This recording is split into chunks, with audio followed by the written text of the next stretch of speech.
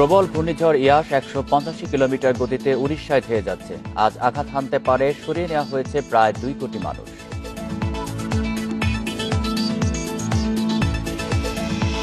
ঘূর্ণিঝড় ইয়াসের প্রভাবে বাংলাদেশে বৃষ্টি, প্লাবন, প্রস্তুত আশ্রয় কেন্দ্রগুলো, সারা দেশে নৌযান বন্ধ।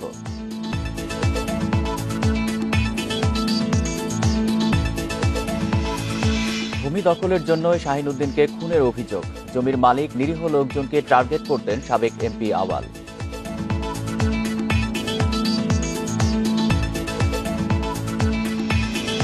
এসএসসি পরীক্ষা নিতে প্রস্তুত শিক্ষা বোর্ড। স্কুল খোলার বিষয়ে আজ সিদ্ধান্ত দেবে মন্ত্রণালয়।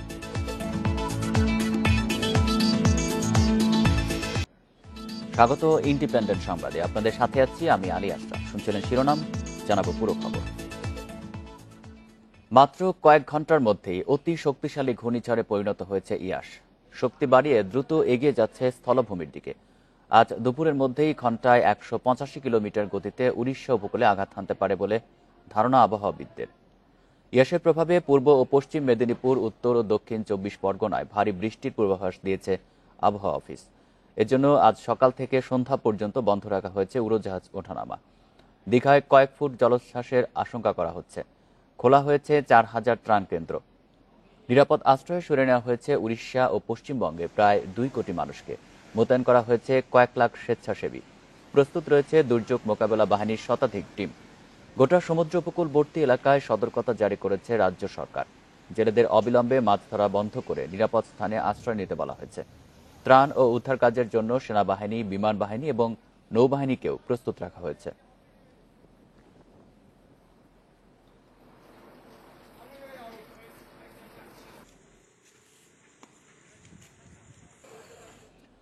ঘূর্ণিঝড় ইয়াস রাত ৩টার দিকে মোংলা সমুদ্র বন্দর থেকে সবচেয়ে কাছে ৩২০ কিলোমিটার দক্ষিণ পশ্চিমে অবস্থান করছে। এটি আরও প্রবল হয়ে আজ দুপুর নাগাদ উত্তর উড়িষ্যা, পশ্চিমবঙ্গ অতিক্রম করতে পারে বলে জানিয়েছে আবহাওয়া অফিস। সংস্থাটির তথ্যানুসারে অতি প্রবল ঘূর্ণিঝড়ের প্রভাবে সাগর উত্তাল রয়েছে। দেশের সমুদ্র বন্দরগুলোয় ৩ নম্বর স্থানীয় সতর্ক সংকেত বহাল রয়েছে। এদিকে ইয়াসের প্রভাবে খুলনা, সাতক্ষীরা, বাগেরহাট, বরিশাল, চাঁদপুর ও চট্টগ্রামে ঝোড়ো হাওয়া সহ বৃষ্টি হতে পারে। এসব এলাকার নিম্নাঞ্চলে ৩ থেকে ৬ ফুট উচ্চতার জলোচ্ছ্বাসের শঙ্কা রয়েছে। এদিকে ঘূর্ণিঝড়ের ক্ষতি এড়াতে এরই মধ্যে সাতক্ষীরা সহ দেশের উপকূলীয় এলাকার নিম্নাঞ্চলের বাসিন্দারা সাইক্লোন সেন্টারে যেতে শুরু করেছেন। সাতক্ষীরায় ১৪৫টি সাইক্লোন সেন্টার প্রস্তুত করেছে কর্তৃপক্ষ, তবে লোকজনের উপস্থিতি কম। এসব সেন্টারে শুকনো খাবারের ব্যবস্থা রাখা হয়েছে।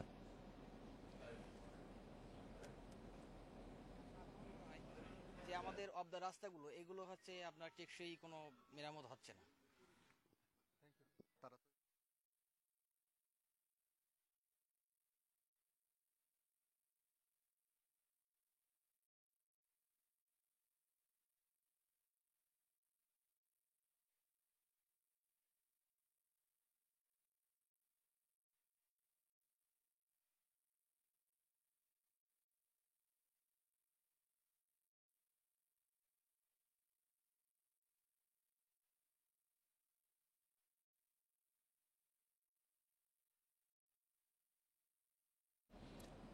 ঘূর্ণিঝড়ের প্রভাব ও সর্বশেষ অবস্থান নিয়ে আরো জানাতে এবার সাতক্ষীরার গাবুরা থেকে যুক্ত হয়েছেন সহকর্মী শাহরিয়ার অনির্বাণ। অনির্বাণ, গাবুরাতে তো ইতিমধ্যেই বাদ হচ্ছে, বেশ কয়েকটি গ্রাম প্লাবিত হয়েছে। এখন সেখানকার কি পরিস্থিতি? গতকালকের চেয়ে আজকে আবহাওয়ার কোনো পরিবর্তন দেখতে পাচ্ছেন কিনা?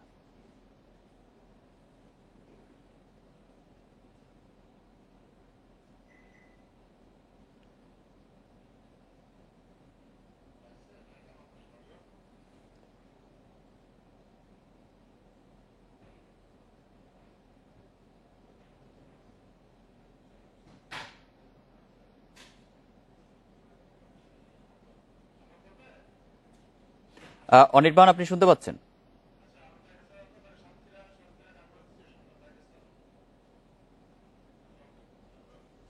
আমরা অনির্বাণের সাথে এই মুহূর্তে যোগাযোগ করতে পারছি না। আমরা যোগাযোগ স্থাপন করতে পারলে আবারও তার কাছে ফিরে দেবো। যাচ্ছি পরের খবরে। ভারতের পূর্ব উপকূলের দিকে ধেয়ে আসছে ঘূর্ণিঝড় ইয়াস। এর প্রভাব পড়বে বাংলাদেশের দক্ষিণাঞ্চলেও। সাতক্ষীরার ১৯ স্থানের বেড়িবাঁধ রয়েছে সবচেয়ে বেশি ঝুঁকিতে। এরই মধ্যে জোয়ারে পানিতে প্লাবিত হয়েছে গাবুরার ৫ গ্রাম।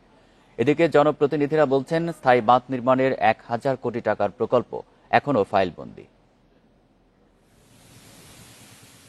গাবুরা ইউনিয়নের ৮ নং ওয়ার্ডের চকবাড়া এলাকা।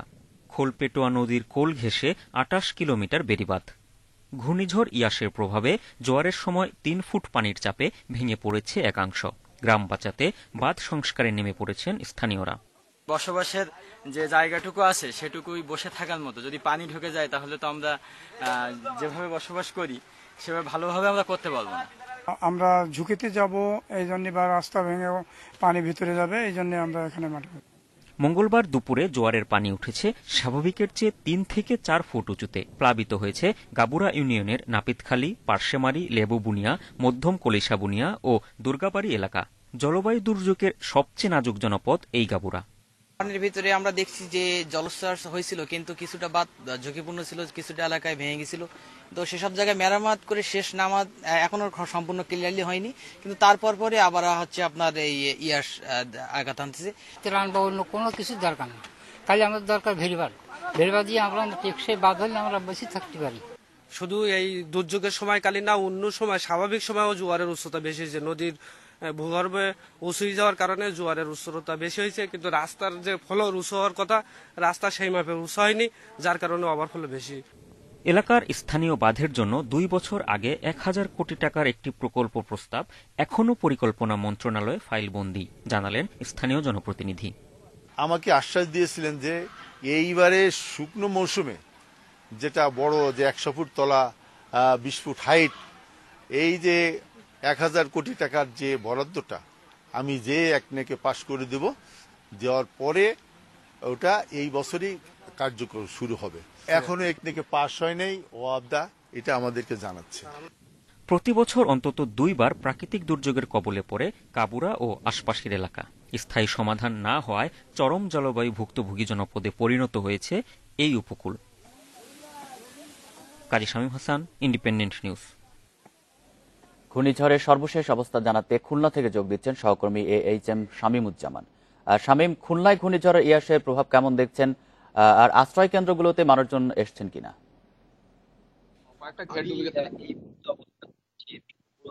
সর্বশেষ যে উপজেলা, সেই উপজেলা কয়রার উপজেলার একদম সর্বশেষ সীমান্তে, অর্থাৎ আমি যেখানে দাঁড়িয়ে আছি একদম কপোতক্ষ নদের তীরে দাঁড়িয়ে আছি। আমার বাম পাশে কপোতক্ষ নদ পার হয়েই সাতক্ষীরা জেলা।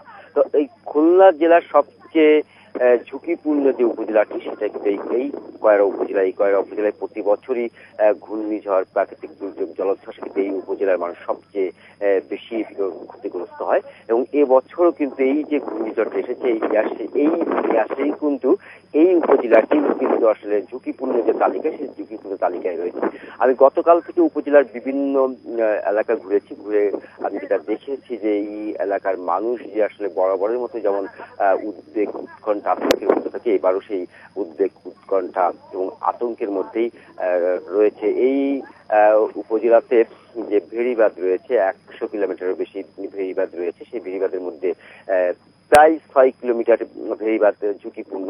তবে পানি উন্নয়ন বোর্ডের কর্মীরা গত কিছুদিন ধরেই কিন্তু এই ভেড়িবাঁধগুলো মেরামতের চেষ্টা করছেন এবং অধিকাংশ ভেড়িবাঁধই কিন্তু ইতিমধ্যেই মেরামত হয়েছে বলে কিন্তু আমাদের পানি উন্নয়ন বোর্ডের পক্ষ থেকে দাবি করা হয়েছে। তবে গতকাল রাতে যে সময় জোয়ার এসেছে, সেই জোয়ারের সময় এই উপজেলার ৬টি গ্রামে আসলে পানি, 6টি গ্রাম, এর ভিতরে দক্ষিণ বেতকাশি, আংটিহারা, জোরসিংহি, 6টি গ্রাম পানি উপচে লোকালয়ে প্রবেশ করে। যদিও খুব বেশি ক্ষয়ক্ষতি হয়নি,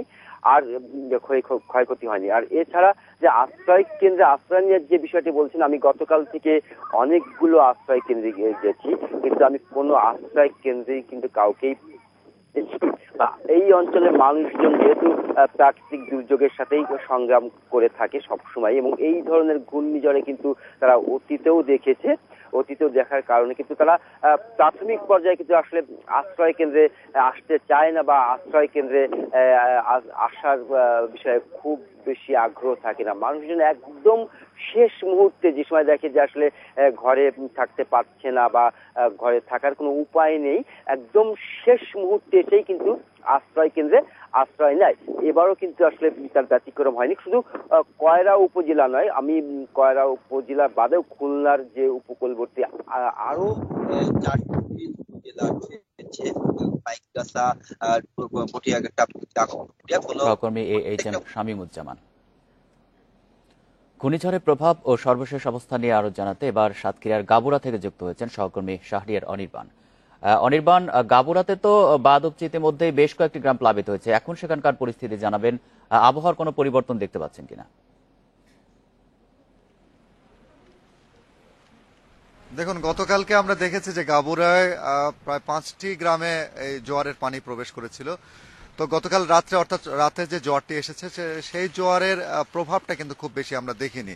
পানি এসছে, আবার পানি চলেও গেছে। আজকে যেহেতু সকালবেলা থেকে ভোরবেলা থেকে আবার আজকের দিনে জোয়ার শুরু হয়েছে, আপনি নিশ্চয়ই দেখতে পাচ্ছেন যে আমার পাশে যে খোলপেটুয়া নদী, এই নদীর পানির ধীরে ধীরে একটু ফুলে ফুপে উঠছে। তবে আপনাকে বলে রাখি যে গতকাল দুপুরবেলায় আমরা যে এই কপোতাক্ষ এবং খোলপেটুয়া নদীর যে রুদ্র রূপ আমরা দেখেছিলাম, আজকে এখন পর্যন্ত সেরকম কিছু আমরা দেখিনি। বেশ শান্তই আছে, তবে বাতাস কিন্তু দমকা বাতাস হচ্ছে, কিছুক্ষণ পর পর ঝাপটা বৃষ্টিও হচ্ছে। তবে আকাশের মেঘ, জমাট বাঁধা মেঘ যেটা, সেই মেঘটা কিন্তু এখন নেই, অনেকখানি পরিষ্কারই বলা যায়। তবে আবহাওয়া অফিসের পূর্বাভাস অনুযায়ী আজকের দুপুরের নাগাদ, অর্থাৎ দুপুর 12টার ভেতরে ঘূর্ণিঝড় ইয়াস বাংলাদেশ সহ দক্ষিণ উত্তর পশ্চিম এলাকা জুড়ে এই স্থলভাগে চলে আসবে। তো সেই ক্ষেত্রে অনুযায়ী আমরা বুঝতে পারি যেটা যে এই ঘূর্ণিঝড়ের অগ্রভাগের যে প্রভাবটি, সেই প্রভাবটি কিন্তু এর মধ্যে বাংলাদেশের সীমান্তে, উপকূল সীমান্তে পড়তে শুরু করেছে। তবে এখন এলাকাবাসী, এর ভেতরে আমরা সন্ধ্যার সময় দেখেছি যে সাইক্লোন সেন্টার যেগুলো রয়েছে, সেই সাইক্লোন সেন্টারের ভেতরে বেশ কিছু স্থানীয় যারা রয়েছেন, যারা নদীর পাড়ে বা কিছুটা নিম্নাঞ্চলে যারা বসবাস করেন, তারা অনেকেই এই ধীরে ধীরে রাতে আমরা আসতে দেখেছি এই সাইক্লোন সেন্টারে। তবে তাদের খাওয়া দাওয়ার বিষয়ে কিন্তু এখন পর্যন্ত সেরকম কোনো তোড়জোড় আমরা দেখিনি। শুকনা খাবার রাতে কিছু দেয়া হয়েছে, কিন্তু বাচ্চা আমরা দেখেছি যে একেবারে কোলের 1 মাসের বাচ্চা থেকে শুরু করে বয়োজ্যেষ্ঠ যে আছে, সেও কিন্তু এই সাইক্লোন সেন্টারে এসছে। তবে আজকে দুপুর পর্যন্ত যে জোয়ারটি রয়েছে, সেই জোয়ার যদি বড় কিছু না ঘটে, তাহলে আমরা সকালে যে আবহাওয়া দেখছি সে অনুযায়ী বলা যায় যে পুরোপুরি মোটামুটি রকমে বলা যায় যে শান্ত পরিস্থিতি রয়েছে। তবে যেহেতু জোয়ার শুরু হয়েছে দুপুর 12টা পর্যন্ত, আমাদেরও দেখতে হবে, কারণ এই সময়টাই স্থলভাগে এই ঘূর্ণিঝড় ইয়াস হানা দেবে। তো সেই সময়ে জোয়ারটাও থাকবে, যেহেতু আজকে পূর্ণিমাও রয়েছে, তো যার কারণে একটা বড় জলোচ্ছ্বাসের যে পূর্বাভাস দেওয়া হয়েছে সেটির দিকে আমাদের চোখ থাকবে। তবে এখন পর্যন্ত নদীর যে আবহাওয়া এবং নদীর যে চেহারা দেখা যাচ্ছে, সে অনেকখানি শান্ত রয়েছে। তবে জোয়ার, আবারও বলি, জোয়ার শুরু হয়েছে, তবে এই 11টা বা 12টা নাগাদ জোয়ারের এবং নদীর যে রুদ্র রূপ, সেই রুদ্র রূপটা আমরা দেখতে পাবো। আর যেহেতু বলা হচ্ছিল যে উপকূলীয় এলাকা, অর্থাৎ জোয়ারের এবং নদীর যে রুদ্র রূপ, সেই রুদ্র রূপটা আমরা দেখতে পাবো। আর যেহেতু বলা হচ্ছিল যে উপকূলীয় এলাকা, অর্থাৎ সাতক্ষীরা, ঝালকাঠি এবং খুলনা এলাকার নিম্নাঞ্চলে প্রায় 4 থেকে 5 ফিট উচ্চতায় পানি প্রবেশ করতে পারে, তো সেটা আমরা গতকালকে দুপুরের জোয়ারের সময় আমরা দেখেছিলাম। তবে রাত্রের পানিতে যেটা আসছে জোয়ারে, সেই পানি কিন্তু খুব বেশি দুপুরের মতো এতখানি উচ্চতায় ছিল না। তবে আজকে সকাল নাগাদ যে এই জোয়ারটি শুরু হয়েছে, এরপরে আমরা দুপুর পর্যন্ত পর্যবেক্ষণ করলে পরে বুঝতে পারবো আসলে পানি কতখানি উপরে উঠতে পারে। তবে যেহেতু এই সময়ের মধ্যে ঘূর্ণিঝড় ইয়াস অতিক্রম করবে বা আমাদের স্থলভাগে আসবে, তো যার কারণে সতর্ক থাকতেই হচ্ছে। তবে মেডিকেল টিম কিন্তু এর ভিতরে প্রায় 60টি মেডিকেল টিম গঠন করা হয়েছে, এবং সব থেকে বড় যে দুর্যোগটি, সেই দুর্যোগটি আসলে পানি চলে যাওয়ার পর, অর্থাৎ এলাকায় যে নির্মাঞ্চলগুলো রয়েছে, সেই নির্মাঞ্চলগুলোর ভিতরে যে পানি প্রবেশ করবে, সেই পানি প্রবেশের পর সেগুলো কিন্তু আর বের হওয়ার উপায় নেই। কারণ গত বছরের আমপানে আমরা যেটা দেখেছিলাম, যে আমপানের ক্ষতি এখন পর্যন্ত পুষিয়ে উঠতে পারেনি। সেই নোনা পানি কিন্তু এখন পর্যন্ত বিভিন্ন এলাকায় প্রবেশ করেছে, এবং যে ছোট ছোট রিং বাঁধ যেগুলো রয়েছে, সেগুলো খুবই নাজুক অবস্থার মধ্যে রয়েছে। তো আজকের দুপুরের যে জোয়ারটি আসছে, এবং সেই জোয়ারের সময়টা যদি মোকাবেলা করা যায়, তাহলে পরে বলা যাবে যে এই এলাকা অনেকখানি সুরক্ষিত থাকলো। এই ছিল আমার কাছে গাবুরা থেকে সর্বশেষ। সাতক্ষীরা গাবুরা থেকে যারা ছিলেন সহকর্মী শাহরিয়ার অনির্বাণ। এবার পটুয়াখালী থেকে আমাদের সাথে যোগ দিচ্ছেন সহকর্মী মোখলেসুর রহমান। মোখলেস, পটুয়াখালীতে কি পরিস্থিতি দেখছেন? ঘূর্ণিঝড়ে কোনো প্রভাব কি পড়তে শুরু করেছে? হ্যাঁ, আপনি যেমনটি বলছিলেন ঘূর্ণিঝড় ইয়াসের প্রভাবে কালকে রাত থেকেই পটুয়াখালীতে মূলত থেমে থেমে দমকা বাতাস চলছিল, সাথে গুড়ি গুড়ি বৃষ্টি। আমরা আমাদের পটুয়াখালীর শতাধিক চরবেষ্টিত যে উপজেলা আছে সেই উপজেলাগুলোতে আমরা মূলত যোগাযোগের চেষ্টা করেছি। এসব চরগুলোতে 3 থেকে 4 ফুট স্বাভাবিক জোয়ারের চেয়েও বেশি পানি উঠেছে এবং অধিকাংশ এলাকা উপর দিয়ে অনেক বেশি পানি বয়ে গেছে এবং এতে সাধারণ মানুষরা অনেক ভোগান্তিতে পড়েছেন। বিশেষ করে পটুয়াখালীর মির্জাগঞ্জ, কলাপাড়া, রাঙাবালি উপজেলা এবং দশমিনা উপজেলার যে নিম্নাঞ্চলগুলো আছে এবং ঘূর্ণিঝড় সিডরে ক্ষতিগ্রস্ত যেসব বেড়িবাঁধ ছিল সেই সব বেড়িবাঁধ দিয়ে পানি ঢুকে লোকালয় প্লাবিত হয়েছে। শুধু তাই নয়, পটুয়াখালী পৌর শহরেরও আপনার নিম্ন অঞ্চলগুলি প্লাবিত হয়ে বাসাবাড়িতে, ব্যবসা প্রতিষ্ঠানে পানি ঢুকে গেছে। এদিকে জেলা প্রশাসন এসব পরিস্থিতি নিয়ন্ত্রণে প্রায় 900-র মতো সাইক্লোন শেল্টার এবং 1000 খানিকের মতো স্কুলকে প্রস্তুত রেখেছে যে কোনো পরিস্থিতি মোকাবেলায় তারা যে কোনো ধরনের পদক্ষেপ নিতে পারেন। এছাড়া ফায়ার ব্রিগেড এবং আইনশৃঙ্খলা বাহিনীর প্রায় 1300 সদস্য প্রস্তুত রেখেছে ঘূর্ণিঝড় পূর্ববর্তী এবং পরবর্তী যে কোনো পরিস্থিতি মোকাবেলার জন্য মাঠ পর্যায়ে কাজ করার জন্য। এছাড়া রেড ক্রিসেন্টের সদস্যরা রয়েছে, মেডিকেল টিম গঠন করা হয়েছে উপজেলা ভিত্তিক এবং কন্ট্রোল রুম খোলা হয়েছে যাতে যে কোনো পরিস্থিতি মোকাবেলায় প্রশাসন তাৎক্ষণিকভাবে যে কোনো পদক্ষেপ নিতে পারে। এর বাইরে আমরা যেটা দেখেছি, কালকে রাতের থেকে বাতাসের সাথে সাথে পানির চাপটা বেড়েছে, কারণ আজকে পূর্ণিমা, যে কারণে স্বাভাবিক জোয়ারের থেকে সবসময় এই অঞ্চলে 3-4 ফুট পানি দ্বারা প্লাবিত হয়ে থাকে, কিন্তু এইবারে ঘূর্ণিঝড় ইয়াস এর সাথে যুক্ত হওয়ার কারণে এই পানির প্রভাবটা যদি বাতাস খুব বেশি থাকে তাহলে আজকে দুপুর নাগাদ নিম্ন অঞ্চল প্লাবিত হওয়ার এবং মারাত্মকভাবে প্লাবিত হওয়ার সম্ভাবনা রয়েছে। এই ছিল পটুয়াখালী থেকে আমার কাছে সর্বশেষ। পটুয়াখালী থেকে জানাচ্ছেন সহকর্মী মুখলিসুর রহমান। এই সাথে সংবাদে একটা বিরতি নিচ্ছি, ফিরে এসে আরো থাকছে। বৌদ্ধ সম্প্রদায়ের প্রধান ধর্মীয় উৎসব বুদ্ধ পূর্ণিমা আজ। করোনার কারণে আয়োজন সীমিত।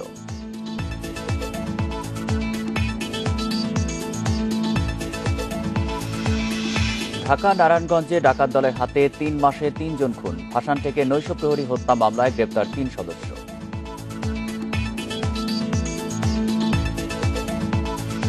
Bone optimized technology, our high quality fabric, comfy mattress.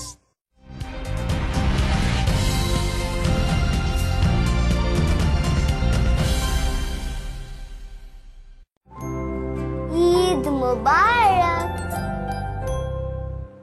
বিশ্বব্যাপী লক্ষাধিক মায়ের পরামর্শ parachute just for baby. Baby wash, তাও চোখে জ্বালা পোড়া করছে না? এতে আছে নো টিয়ার্স ফর্মুলা, তাই ওর চাই Parachute just for baby wash. প্যারাশুটের আস্থায় তৈরি, অ্যালার্জি পরীক্ষিত ও 100% নিরাপদ। এটি কোমল ভাবে পরিষ্কার করে আর আছে নো টিয়ার্স ফর্মুলা। নিরাপদ যত্নে মায়েদের পরামর্শ, parachute just for baby wash. চুলকে রুক্ষ ও দুর্বল করে তোলা কেমিক্যাল পণ্যকে আমার চুল বলেছে না। প্যারাশুট ন্যাচারাল শ্যাম্পুকে আমার চুল বলেছে হ্যাঁ। এটি কোকোনাট মিল্ক প্রোটিন এবং অ্যালোভেরার প্রাকৃতিক গুণ সমৃদ্ধ, দেয় নজর কাড়া, সিল্কি ও মজবুত চুল। নতুন প্যারাশুট ন্যাচারাল শ্যাম্পু। দিন শুরু করার আগে গত দিনের ঘটনা প্রবাহের বিস্তারিত জেনে নেওয়াটা যেমন জরুরি, তেমনি জরুরি আজ কি ঘটতে চলেছে সেগুলোরও একটি আভাস নিয়ে রাখা। বাস চলাচল পরিস্থিতি আজকে কেমন দেখছেন? ভাড়ার ব্যাপারটা যাতে আবার পুনর্বিবেচনা করে সরকার, সেটিও কিন্তু যাত্রীরা দৃষ্টি আকর্ষণ করছেন। সংবাদ প্রেমীদের জন্য তাই সকাল 9টার ইন্ডিপেন্ডেন্ট সংবাদ প্রচারিত হচ্ছে বিরতিহীন। স্বাগত বিরতিহীন ইন্ডিপেন্ডেন্ট সংবাদ, সকাল 9টা থেকে 10টা ইন্ডিপেন্ডেন্ট টেলিভিশনে। এত ঘন আর স্বাস্থ্যোজ্জ্বল চুল, এত পপুলার আবার ক্লাসেও সেরা, মিস পারফেক্ট টাইটেল এই জিতবে। এমন হতে হলে প্রস্তুতি নিতে হয়, তাই প্যারাশুট অ্যাডভান্সড বেবি ফুল। সৌন্দর্যের প্রস্তুতিতে মেথি আর নারকেল তেলের পুষ্টিতে ঘন আর স্বাস্থ্যোজ্জ্বল চুল। Parachute advanced baby full, how perfect. গ্রামীণ ফোন 4G যার দুনিয়াটা হাতে তার। সম্ভবের 50-এ এই স্বপ্নগুলোর পাশে আছি দেশ জুড়ে সবচেয়ে বেশি 4G টাওয়ার নিয়ে। গ্রামীণ ফোন। এই চুলের উপর সারাদিন কত কিছু এত মজবুত থাকে কিভাবে? সেজন্যই একদিন পর পর প্যারাশুট অ্যাডভান্সড, যা চুলে 3 স্তর গভীরে পৌঁছে চুল করে ভেতর থেকে মজবুত ও সুন্দর। প্যারাশুট অ্যাডভান্সড, আমার মজবুত চুলের গল্প।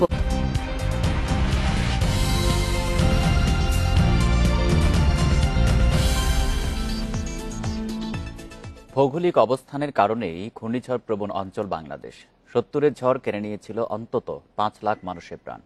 91-এ চট্টগ্রামের জলোচ্ছ্বাসে মৃত্যু হয় 1,38,000 মানুষের। সিডোর, আইলা, আমপান সহ এরপর বেশ কিছু ঘূর্ণিঝড় আঘাত হানলেও হতাহতের সংখ্যা ক্রমেই কমেছে।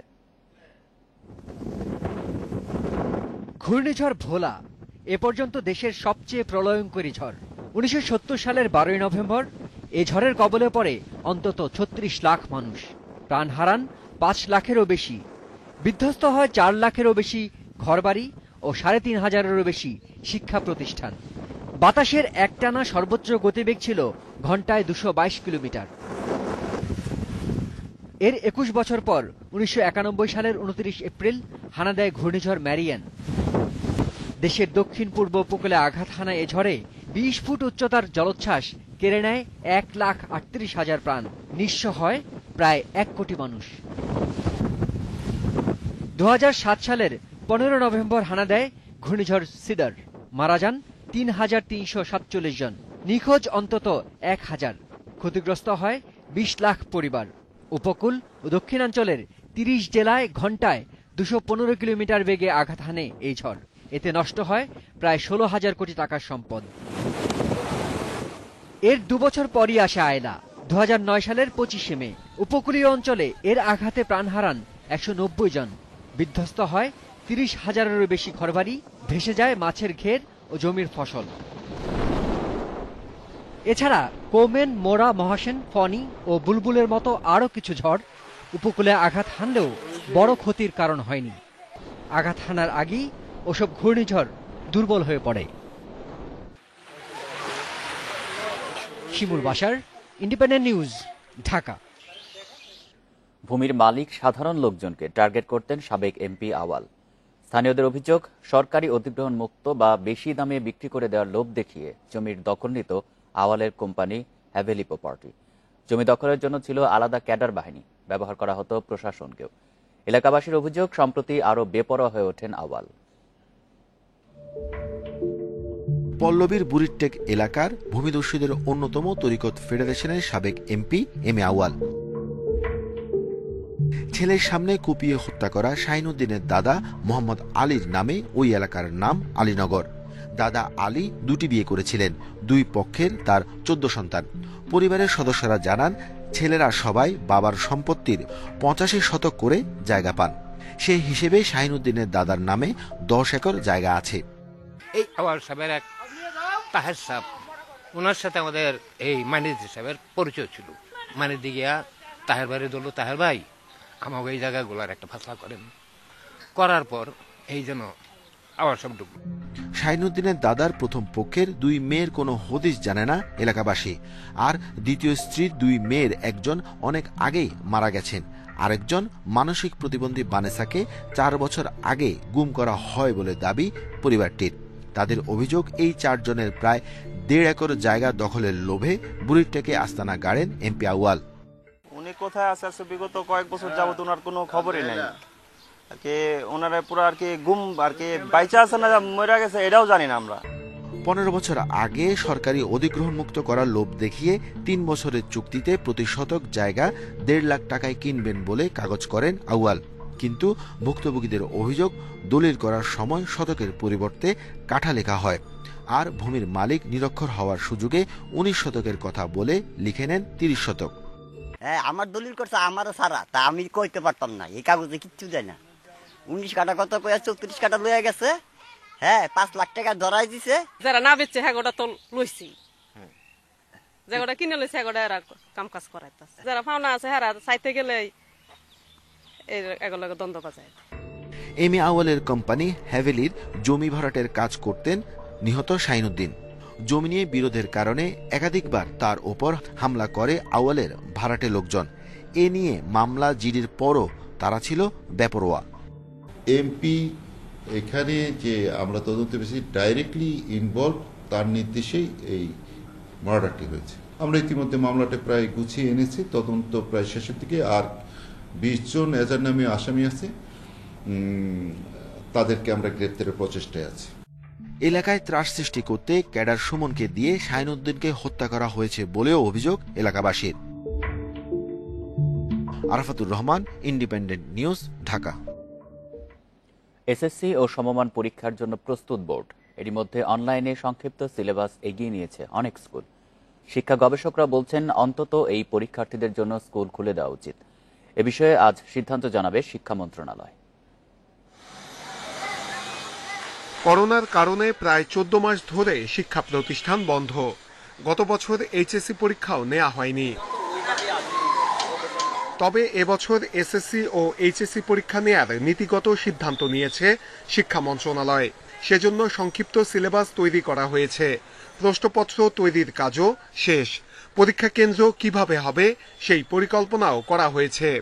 সেই সমস্ত প্রস্তুতি গ্রহণ করেছে। এখন আমরা আমাদের করোনা পরিস্থিতির উপরে পর্যবেক্ষণ করছি। দশম শ্রেণী এবং দ্বাদশ শ্রেণীর শিক্ষা কার্যক্রম শুরু করেই আমরা এই পরীক্ষাটি গ্রহণ করার জন্য যে সময়সূচি আছে সেই সময়সূচি আমরা গ্রহণ করব। শিক্ষকরা বলছেন অনলাইনে ক্লাস নেওয়ার সামর্থ্য যাদের আছে তাদের অনেকেই সিলেবাস শেষ করেছে। সশরীরে ক্লাস নেওয়ার প্রস্তুতিও আছে। এসএসসি পরীক্ষার্থীদের অনলাইন ক্লাসের মাধ্যমে অধিকাংশ সিলেবাস সম্পূর্ণ করা হয়েছে। ধীরে ধীরে স্কুল খোলার পক্ষে মত শিক্ষা গবেষকদের। অন্তত এসএসসি ও এইচএসসি পরীক্ষার্থীদের জন্য স্কুল খোলার তাগিদ তাদের।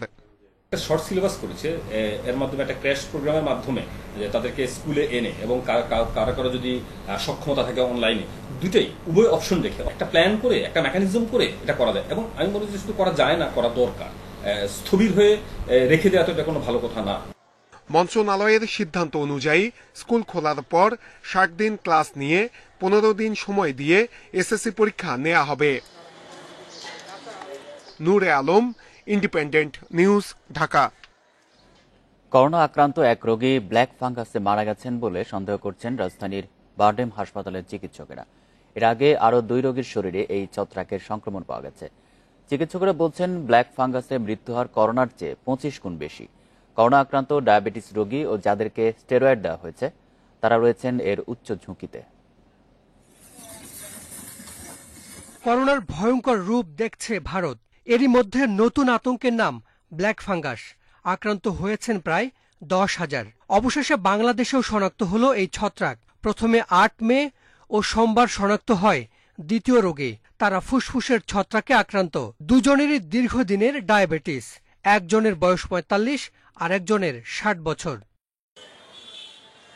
এদিকে বারডেম হাসপাতালে করোনা আক্রান্ত এক রোগীর মৃত্যু হয়েছে। তিনি ব্ল্যাক ফাঙ্গাসে আক্রান্ত হয়ে থাকতে পারেন বলে সন্দেহ করছে কর্তৃপক্ষ। গতকালকে সাসপেক্টেড মিউকরমাইকোসিস বলতেছি আমরা, কিন্তু কনফার্ম করার জন্য আজকে সকালে তার সব যাবতীয় টেস্ট আমরা পাঠিয়েছি। ওই দিক চিন্তা ভাবনা করে যেটা রিপোর্ট আসতে মিনিমাম যাবতীয় টেস্ট আমরা পাঠিয়েছি। ওই দিক চিন্তা ভাবনা করে যেটা রিপোর্ট আসতে মিনিমাম 3 থেকে 5 দিন সময় লাগবে, 6 দিনও লেগে যেতে পারে আর কি। নাক মুখ দিয়ে প্রবেশ করে ব্ল্যাক ফাঙ্গাস। আক্রান্ত ব্যক্তির চোখ মুখ ফুলে ওঠে। নাকের ভেতর ও জিহ্বায় পড়ে কালো দাগ। প্রাথমিক অবস্থায় শনাক্ত করা গেলে রোগ সারে।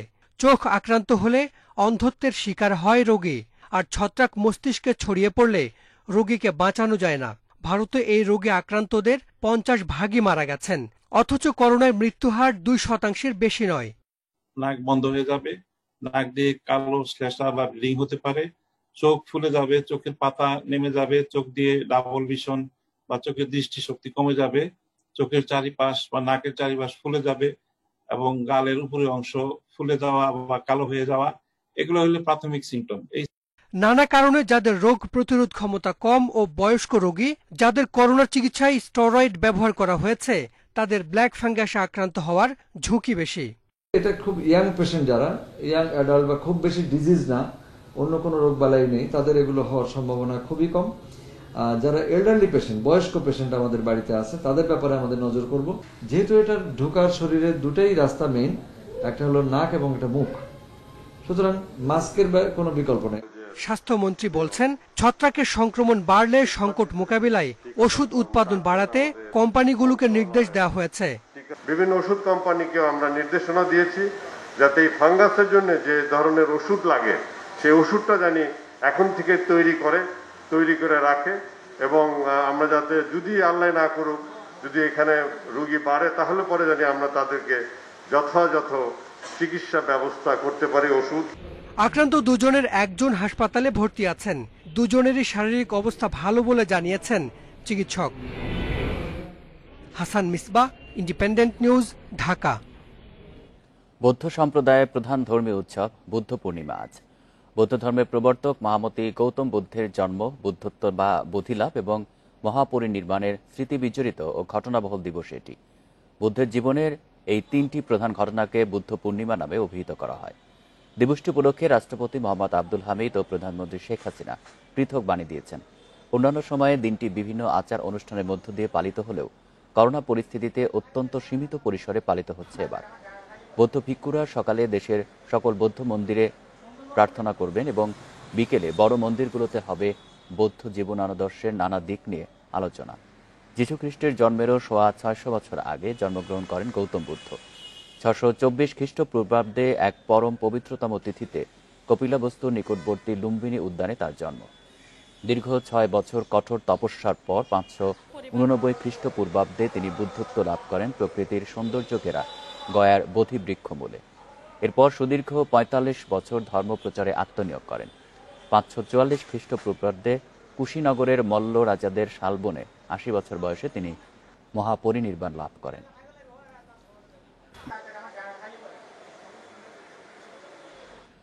উৎসবের আরো খবর জানাতে খাগড়াছড়ি থেকে যোগ দিচ্ছেন সহকর্মী সমীর মল্লিক। সমীর, বৌদ্ধ পূর্ণিমার কি কি আয়োজন রয়েছে আর করোনায় লোক সমাগম কেমন দেখছেন?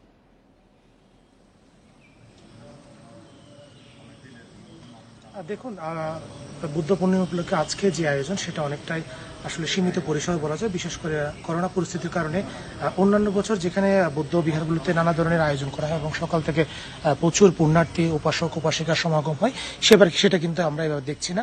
আপনারা দেখতে পাচ্ছেন আমি এখন যে জায়গা আছে দিঘিনালা বনবিহারে, সেখানে কিন্তু খুব বেশি আমরা সকালেই এসেছি, এখানে খুব বেশি যা বৌদ্ধ যারা পুণ্যার্থী রয়েছে তাদের খুব বেশি সমাগম দেখিনি। এবং আজকের এই দিনটা আসলে বৌদ্ধ ধর্মীয় যাতায়াত তাদের কাছে খুবই পবিত্রতম দিন, কারণ আজকে এটি বৌদ্ধদের প্রধান ধর্মীয় উৎসবে বটে।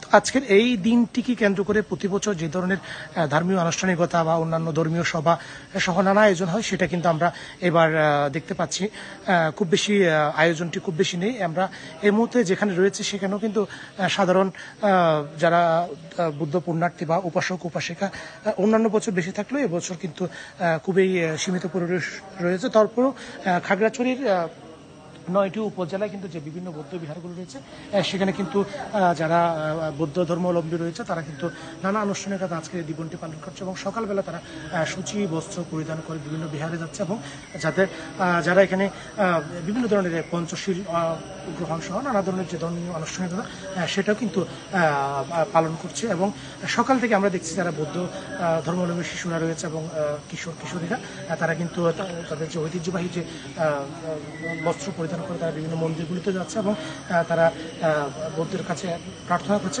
এবং একই সাথে যে করোনা মুক্তির একটা প্রার্থনা আমরা কিন্তু এখানে যারা আয়োজক রয়েছে তারা তাদের এই বৌদ্ধ পূর্ণিমা উপলক্ষে পৃথিবী থেকে যাতে করোনার যে মহামারী সেটা যাতে দূর হয় এবং পৃথিবী যাতে সুস্থ হয় সেই প্রার্থনা কিন্তু করছে। এই ছিল খাগড়াছড়ি থেকে বুদ্ধ পূর্ণিমা উদযাপনের। খাগড়াছড়ি থেকে জানাচ্ছেন সহকর্মী সমীর মল্লিক। 10 থেকে 12 জনের ডাকাত দল, যাদের টার্গেট ব্যাটারির দোকান। ঢাকা, নারায়ণগঞ্জ সহ দেশের বিভিন্ন জেলায় এরা ডাকাতি করে বেড়ায়। সম্প্রতি রাজধানীর ভাসানটেকে নৈশ প্রহরীকে হত্যা করে ডাকাতির মামলায় চক্রের 3 সদস্যকে গ্রেপ্তারের পর এসব জানিয়েছে পুলিশ। গত 3 মাসে এদের হাতে খুন হয়েছে 3 জন, গুরুতর আহত 8 জন। 16 মে ভাসানটেকে জেসমিন টাওয়ারের অনিক মোটরসে 3.25 লাখ টাকার ব্যাটারি লুট করে একদল ডাকাত। নৈশ প্রহরীকে হত্যা ও পথচারীকে গুরুতর আহত করে ফেলে যায় শেরে বাংলা নগরে। দোকান থেকে 27টা ব্যাটারি নিয়ে গেছে, যার ভিতরে 15টা ছিল নতুন, 15টা ছিল পুরানো আর 12টা ছিল নতুন। আর 2টা ক্যাশ ছিল, 2টা ক্যাশের তালা ভেঙে 2টা থেকে 55,000 টাকা ক্যাশ নিয়ে গেছে। সিসিটিভি ফুটেজে দেখা যায় স্থানীয় আব্দুল মজিদ বাসা থেকে বের হলে তার মাথায় লাঠি দিয়ে আঘাত করে ডাকাত দলের সদস্যরা। এক কদম বাড়াইলাম, পরে আমি কে বা কারা কোথায় থেকে হিট করলো, আমি পড়ে গেলাম। পড়ে যাওয়ার পরে আমার আর কোনো জ্ঞান নাই। দোকান পাটের লাগে আমার স্বামী গেছে, আজ দুটা হাইত নাই তো না ধরতো আমার স্বামী মারা গেলে আমি সুস্থ বিচার চাই। এরকম আরো কয়েকটি ঘটনার সিসিটিভি ফুটেজ পর্যালোচনা করেছে পুলিশ। তা থেকে একটি সাদা পিকআপ ও কয়েকজন ডাকাত চিহ্নিত হয়। পরে মুন্সিগঞ্জের একটি ভাঙারি দোকান থেকে উদ্ধার করা হয় 27টি ব্যাটারি। মাওয়া ফেরিঘাটে অভিযান চালিয়ে গ্রেপ্তার করা হয় চক্রের 2 সদস্যকে। নারায়ণগঞ্জে আটক হওয়া আরেকজনকে গ্রেপ্তার দেখানো হয় এই মামলায়। পুলিশ বলছে এরা একটি সংঘবদ্ধ ডাকাত দল, এদের টার্গেটই ব্যাটারির দোকান। এ চক্রের নামে ডাকাতি, হত্যা সহ 10 থেকে 12টি মামলা রয়েছে। একটা ভয়াবহ ডাকাতি। যে গ্রুপটা এই ঘটনা করেছে সেই গ্রুপটা শুধুমাত্র যে ভাসানটাকে ডাকাতি করেছে তা না, তারা হচ্ছে আপনার নারায়ণগঞ্জ, মুন্সিগঞ্জ, তারপর হচ্ছে আপনার টঙ্গী, বরিশাল, এবং এরা বিভিন্ন জায়গায় শুধু এই ব্যাটারি ডাকাতি করে। দুর্ধর্ষ এই চক্রের বাকি সদস্যদের গ্রেপ্তারে অভিযান চালাচ্ছে পুলিশ। সেখানে এরকম ঘটনা, সেখানে যারা তারা। Masudur Rahman, Independent News, Dhaka. সংবাদে একটা বিরতি নিচ্ছে, ফিরে এসে আরো থাকছে। করোনা লকডাউনে চট্টগ্রাম চিড়িয়াখানায় ইতিবাচক প্রভাব। দূষণ ও কোলাহল মুক্ত থাকায় জন্ম নিয়েছে 40টি পশু পাখি।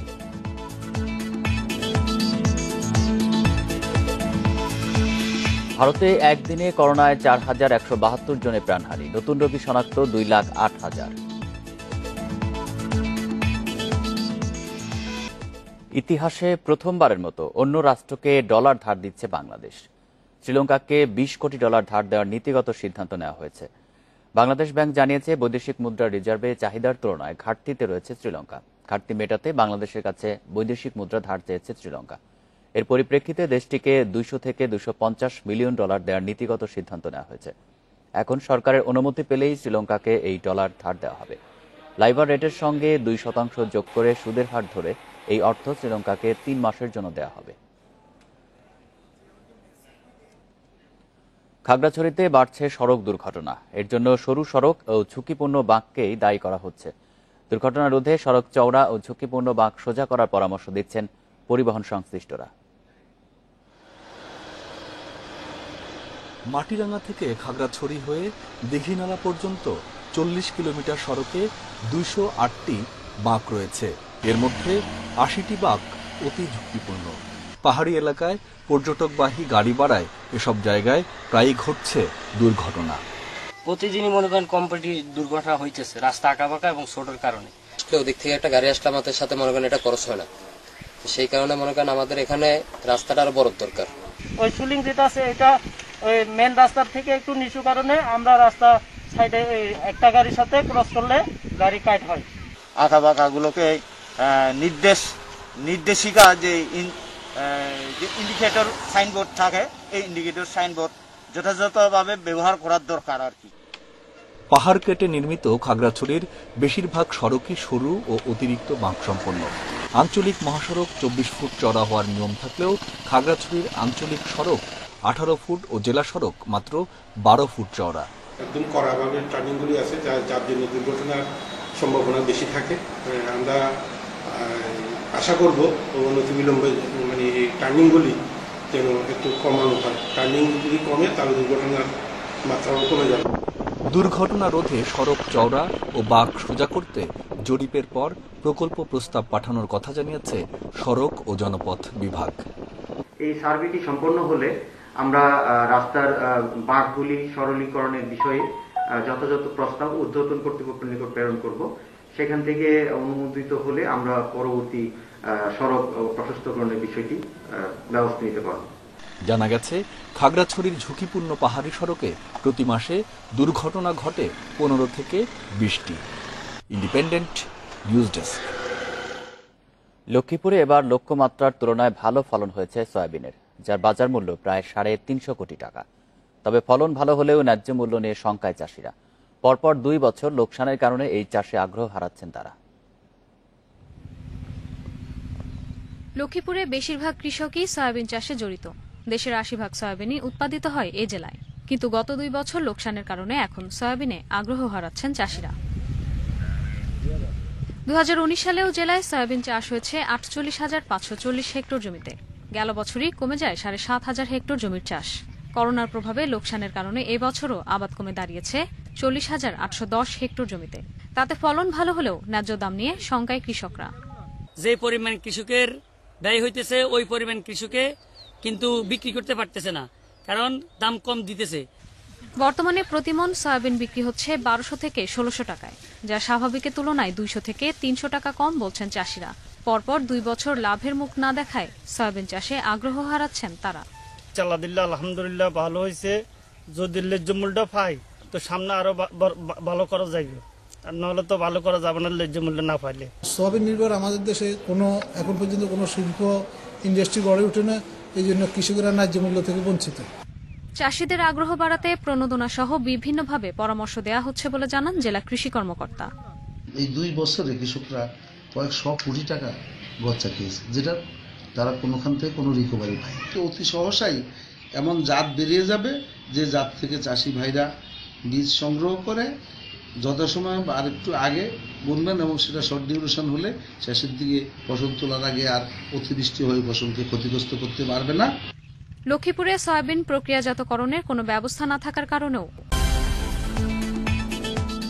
বিশ্বে একদিনে 11,700 মানুষের মৃত্যু হয়েছে। নতুন রোগী শনাক্ত হয়েছে 5,09,000। এ নিয়ে বিশ্বে করোনায় মোট প্রাণহানি 34,98,000 ছাড়ালো। মোট আক্রান্ত 16,84,00,000-এর বেশি। ভারতে একদিনে মারা গেছে 4,172 জন। নতুন করোনা শনাক্ত হয়েছে 2 লাখ মানুষের। এদিকে আগামী বছর থেকে মার্কিন ওষুধ প্রস্তুতকারক প্রতিষ্ঠান মডার্না ভারতে 1 ডোজের টিকা সরবরাহ করবে। ভারতকে শর্ত সাপেক্ষে ফাইজার 5 কোটি টিকার ডোজ সরবরাহ করতে প্রস্তুত। একদিনে দ্বিতীয় সর্বোচ্চ মৃত্যু ব্রাজিলে একদিনে প্রাণহানি 2,200 জনের, শনাক্ত প্রায় 75,000। আর্জেন্টিনাতে সরকারের দেয়া লকডাউনের বিরুদ্ধে বিক্ষোভ করেছে সাধারণ মানুষ। কানাডাতে করোনার তৃতীয় ঢেউ নিয়ন্ত্রণে আসায় দেশটি ধীরে ধীরে শিথিল হচ্ছে নিষেধাজ্ঞা।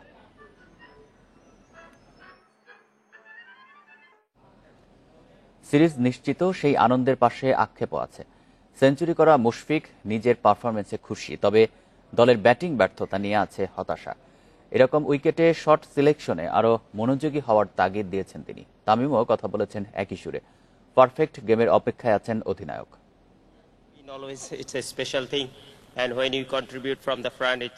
জয় সবসময় বিশেষ কিছু যখন আপনি বড় অবদান রাখবেন। ইনিংস শেষ পর্যন্ত টেনে নিতে না পারায় আক্ষেপ আছে, কারণ তখন 11 বল বাকি ছিল। নতুন বলে দ্রুত উইকেট পড়লে কাজটা কঠিন হয়। রিয়াদ ভাই ভালো ব্যাটিং করেছে, আমাদের বোলিং দারুণ হয়েছে। সবসময় উন্নতির সুযোগ থাকে। শর্ট সিলেকশন আমাদের গুরুত্ব দিতে হবে, এরকম ট্র্যাকে সেটা খুব গুরুত্বপূর্ণ। সিরিজে এখনো পারফেক্ট গেম খেলতে পারিনি। একসময় 200 কঠিন মনে হচ্ছিল, কিন্তু মুশফিক যেভাবে খেলেছে তা অসাধারণ। রিয়াদ ভাইও অবদান রেখেছে। বোলিং পারফরমেন্সে আমি খুশি, ফিল্ডিং নিয়েও সন্তুষ্ট, কিন্তু ব্যাটিংয়ে উন্নতির অনেক জায়গা আছে। ইউরোপা লিগের ফাইনালে রাতে ম্যানচেস্টার ইউনাইটেডের চ্যালেঞ্জ ভিয়ারিয়াল। ম্যাচ শুরু বাংলাদেশ সময় রাত 1টায়। ম্যান ইউনাইটেডের হয়ে প্রথম শিরোপার খোঁজে সোলশায়ার। চলতি মৌসুমে দুর্দান্ত খেলা রেড ডেভিলরা 2 নম্বরে থেকে লিগ শেষ করেছে। এবার শোকেস সমৃদ্ধ করতে ইউরোপা লিগ জয়ের লক্ষ্য ইংলিশ ক্লাবটির। উলভস ম্যাচে জয় দিয়ে আত্মবিশ্বাস বাড়িয়ে রেখেছে ম্যান ইউনাইটেড। ফ্রন্টলাইনে গ্রিনভিউ কাভানির ওপর আস্থা সোলশায়ারের। ফেরার অপেক্ষায় হ্যারি ম্যাগুইয়ের। বিপরীতে রিয়ালের কাছে হারের ক্ষত নিয়ে রেড ডেভিলদের চ্যালেঞ্জ নেবে ভিয়ারিয়াল। গুরুত্বপূর্ণ ম্যাচে ফিরছেন পাকো আলকাসের। মুখোমুখি 4 দেখায় জয় পায়নি কেউই।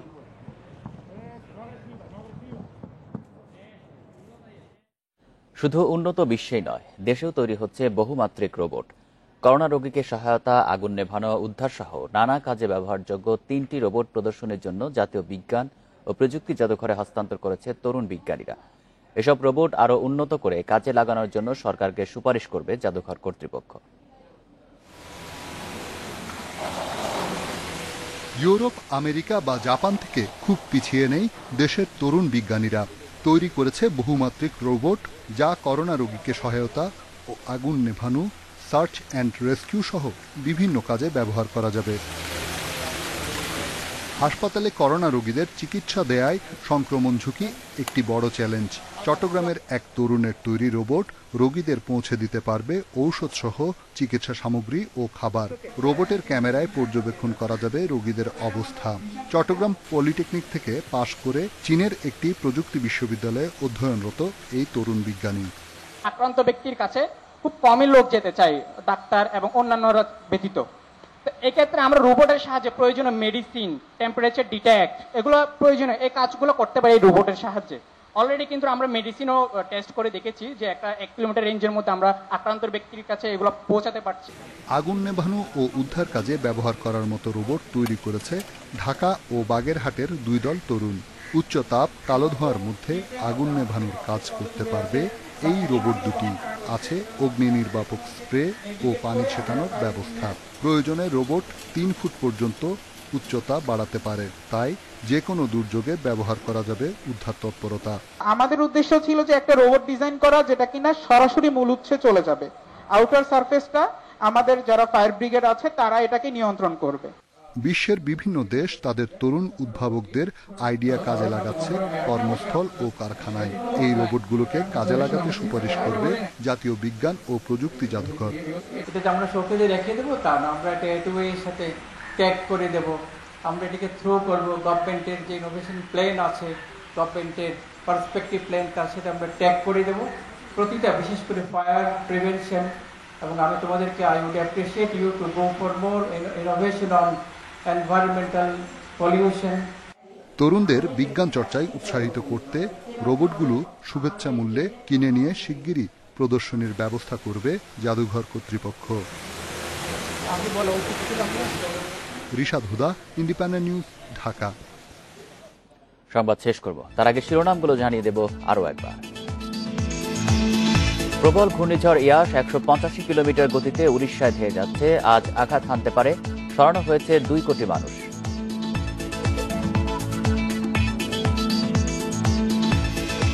ঘূর্ণিঝড় ইয়াসের প্রভাবে বাংলাদেশে জলোচ্ছ্বাসের শঙ্কা। প্রস্তুত আশ্রয় কেন্দ্রগুলো, সারা দেশে নৌযান বন্ধ।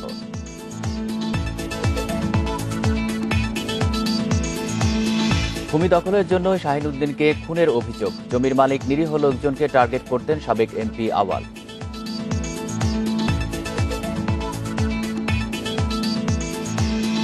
এসএসসি পরীক্ষা নিতে প্রস্তুত শিক্ষা বোর্ড। স্কুল খোলার বিষয়ে আজ সিদ্ধান্ত দেবে মন্ত্রণালয়।